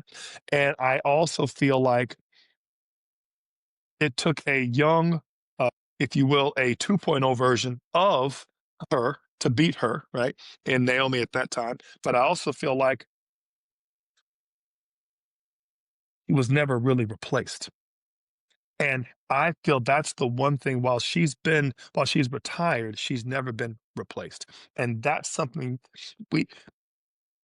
I'm giving Aryna the biggest compliment by saying I think she could be the next Serena, and all the potential that comes with. There will never be another Serena, right? She was just that good. There's GOAT, there's Hall of Fame, and then there's Serena on the other side of things. And I think there's nothing more to say, but I think you have to appreciate the historical part. In modern memory, is the absolute. You have to appreciate others who came before her were as good on paper, some even better. But I don't think any of them did it in the era competitive and for the duration with the eras that Serena did it with.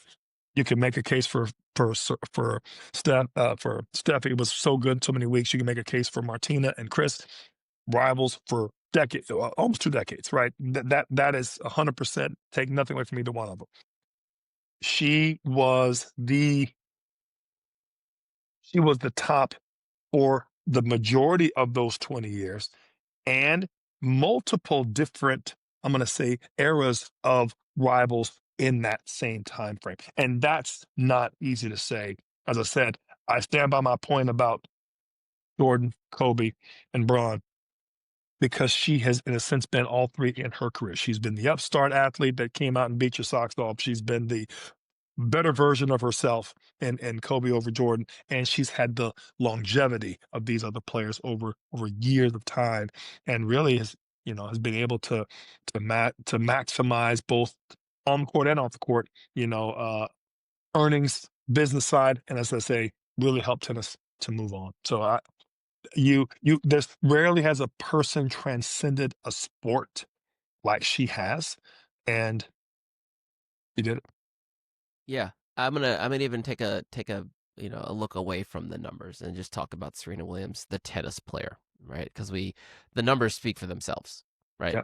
But the way that we talk about players changing the game Yeah. and how the game is different when they leave, and I think what we're seeing now, and I think this is probably I might back off of the Aryna is the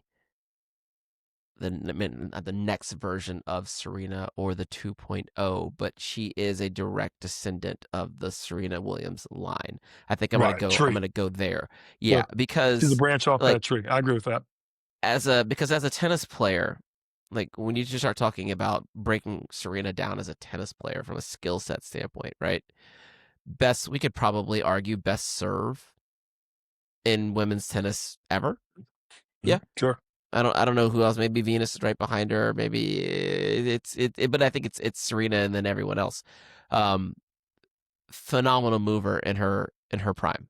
Yep. I think obviously as age does to everyone in the back end of her career, right? A step slower here and there, but that she still had that serve. Could use a baseball term, right? Could hit for power and accuracy off both wings, right? There wasn't necessarily a place you could go and feel safe when you're talking about going to forehands or backhands with Serena Williams. And then you already spoke to, the Williams sisters' dominance in doubles when they chose to play. Phenomenal net game. Could close off points there. Whether it's a stick volley, whether it's overhead, whether it's a swing volley, like Serena had it all. And then she had that X factor of she was nails tough in the clutch. She was a gamer, right? Grand Slam she came to play. She didn't lose that many finals, until, you started to get towards 2016, 2018, 2019. That's when she, wasn't able to get it done as quite as often. But in between that, 2009, 2015 time, when she won 21 of those, whatever it was, Grand Slams, she only lost in the finals 4 times. Like, that's big time. And she scared other players.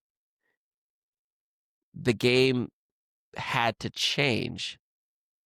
The way we coached had to change. The way we developed players had to change because we now had the archetype of what it took to be great on the women's tour. Move well, serve well, hit big all the time. I think that was the biggest difference between her and, let's say, Lindsay Davenport, right? Yep. Lindsay couldn't move like Serena moved. Lindsay could hit it. Lindsay could hit it as big, but not from the corners. At times bigger, but not, right. but not on the move, and not for the duration as a result of the movement. Right. So I think it's actually it's the tennis that wins all these matches and all these Grand Slams and sets all these records, right? And I think when you start to look at the numbers, they often take on a life of their own. But I think it's important to remember the actual skill set that Serena had that allowed her to do all of these things. So yeah, Serena Williams. I mean, she could get I want to add one. Please, Sorry. yeah, please. I'm good. You go. I read an article about Roger Federer naming his pick for the greatest tennis player of all time. Okay. I'm paraphrasing here. Speaking to the Wall Street Journal, the Swiss superstar said, "Been fascinating to watch. She had a totally different upbringing. Came up through Switzerland with the Federation. She did it with her dad and her sister. An amazing story unto itself. And then she became one of the greatest, if not the greatest, tennis player of all time." After then clarifying that he meant Williams being the greatest tennis player overall, rather than just for females, Federer added that wading into the GOAT conversation is always going to be tricky, but we know Serena is all the way up there. I think when 20 Grand Slams gives you a nod and says, oh, there's no question. And I like the fact that he clarified not just for women players. So I say that to say, again, coming through the views of through the lenses of the modern era, no shade on anybody from before.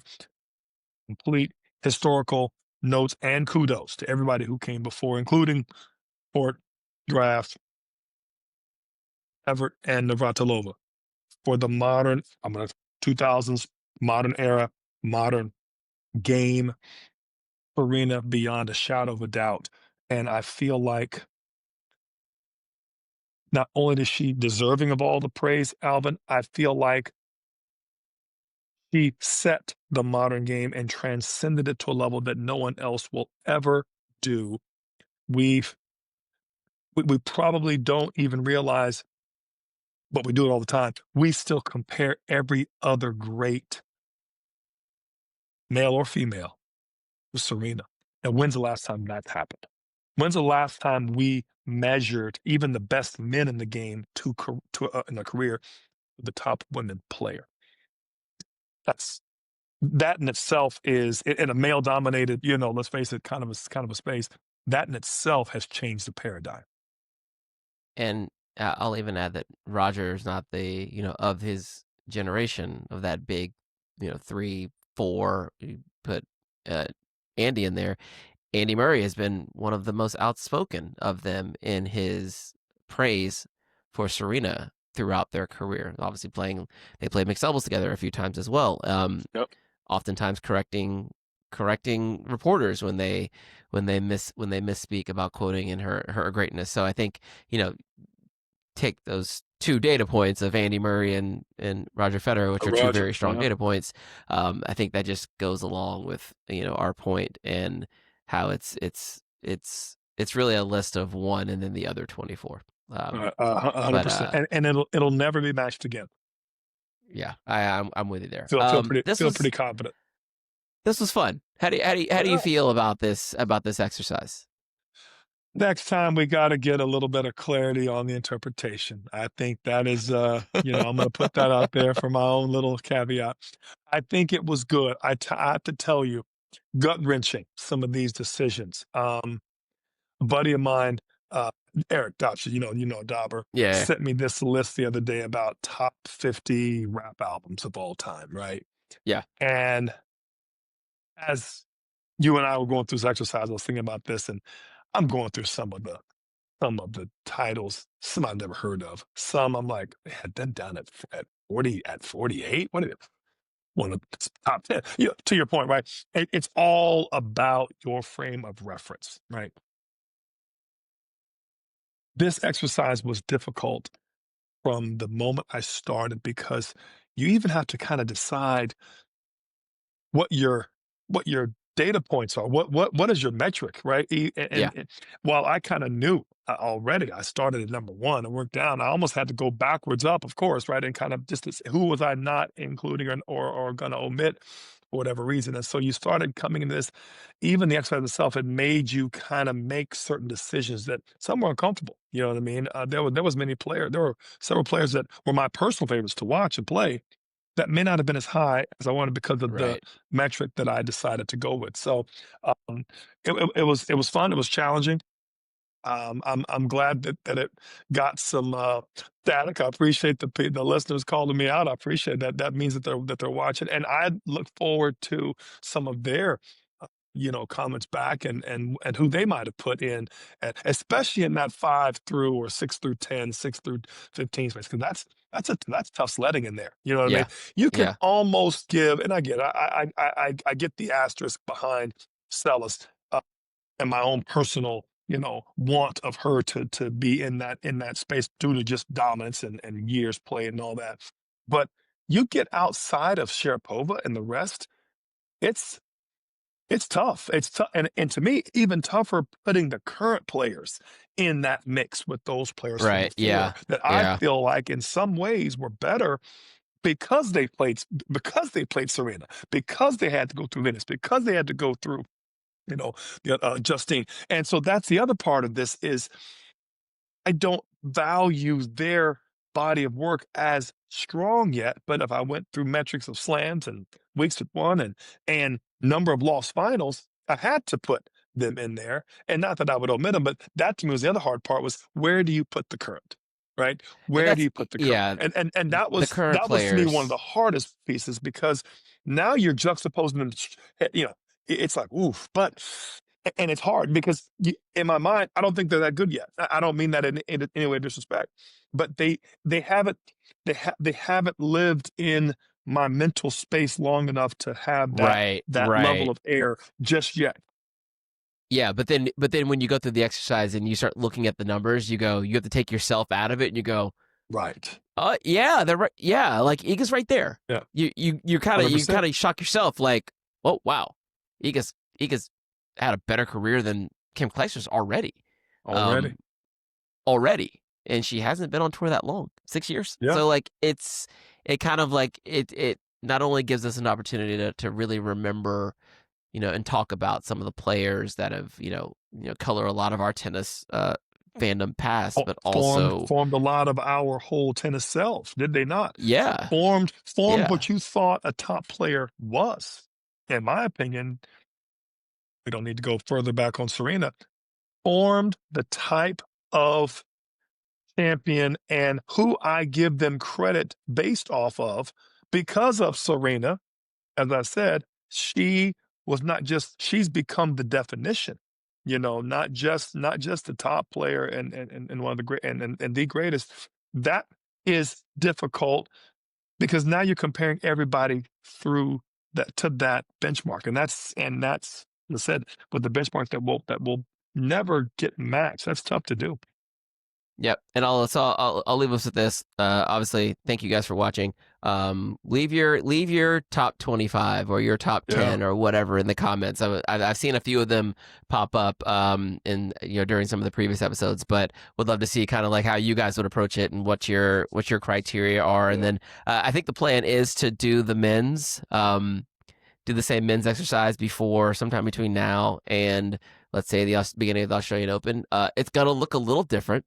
I don't think there are 25 that I want to put on the list, but we will. It's top heavy, as you would imagine. But I think it's good to go through the exercise. And we'll learn something about some of these players that we hadn't thought about in a while. Maybe we'll learn a little bit about ourselves in the process. I will ask ahead of time, just because of the dominance of the three. I will ask ahead of time for an edit in the total number so that we're not just putting either that or an edit in time frame. And I say that to say, because of the dominance, I think there's, what's the number? 66? Is it 60 between the three of them? Yeah, 22, 20. Yeah, 66. I think it's 66, 20, 22, so 24, 66 between three players. And you're going to talk about 25 years. I don't know.